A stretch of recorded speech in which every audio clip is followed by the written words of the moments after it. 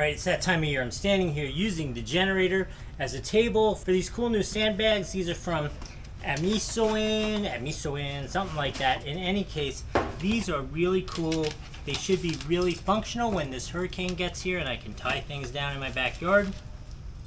Comes with bags that you actually put the sand in, and then the sand in the bag goes in the second bag. And the nice thing about these is they have a handle on the top which makes them both easy to carry and also easy to use. So what I'm going to do is I'm going to fill them up with sand. I'll set them up a little bit and I'll show you what they look like so you know what to expect. Oh man, is it hot. Not only is it hot, but this is hard work dragging around all the sand. In any case, just so you know, 2 of these, about looking like this, they look like saddlebags. They're really nice, super functional the way this handle is. You can really tie it to anyone.